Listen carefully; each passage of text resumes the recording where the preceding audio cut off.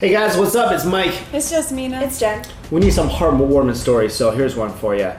Because of a reform that's going on in China, a lot of rural schools are being shut down, which is kind of a shame because there are a lot of people who obviously are in those areas who need these schools.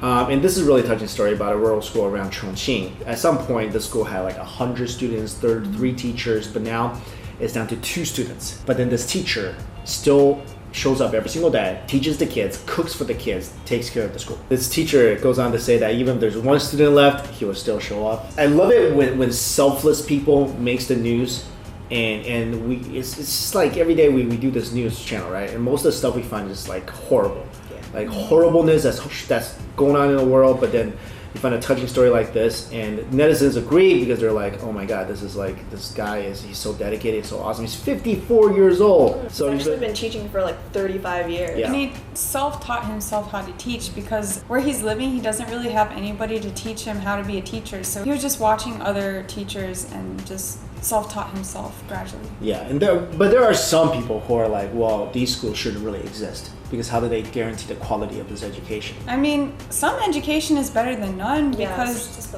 are there any other schools around there that can actually do better than this? That's the problem. Like when these rural schools are slowly shutting down one by one, these children have to travel like so far to get to a school. And at this point, if there's like a decent teacher, even if he's self-taught, that's better than nothing. Right, and a lot of people are saying they're like, well, the teacher's kind of being selfish, like trying to keep this going for his own because it makes himself feel good. And I'm like, look. What? I can understand. This would definitely make the teacher feel good because he's doing a good deed for like children. Well, like they're like, well, this guy, he's kind of like, these kids should belong to like a real school, but sometimes that's not possible, right? Yeah. I mean, we talk about stories where kids literally climb up a cliff or climb down a cliff to go to school, or they're getting rolled to school on a boat every day, and this teacher is like walking them back and forth from school. Okay, look, is he like the most qualified teacher in any other country? Probably not, but still, I mean, he's doing something. I'm sure if the parents of these kids had like a much better option, they'd be like, okay, well, there's a much better option, then let's not go here. But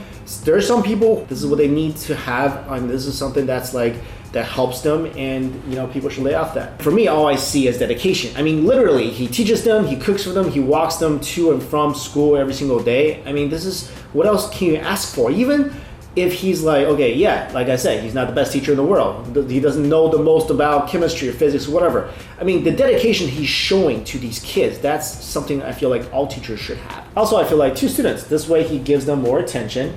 And, you know, I feel like these kids, they could learn more. I mean, he's doing something that's really, really helpful for these kids. And as heartwarming as this story is, let's talk about the situation for a second here. Okay, the reason why this is happening is because a lot of rural schools have been closing down. And this is reflective of a bigger social issue. In China, like we talked about many times before, you mainly see the glitz and glory if you're living out in the West. But there's so many people living in rural areas that don't have access to education at all, don't have access to a lot of things. We did a story about a kid who his parents are migrant workers, and he goes to school and comes back and has to make 10,000 wontons a day to help support his family.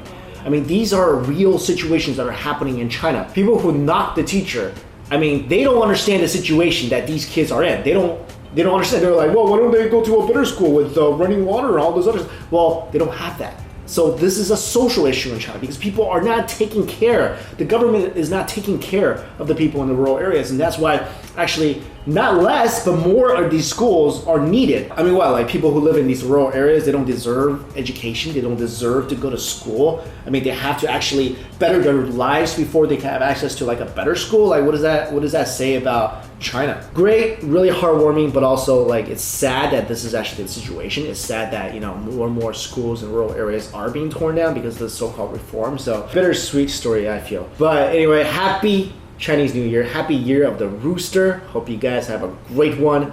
We'll see you again next week. Later. Bye. Bye.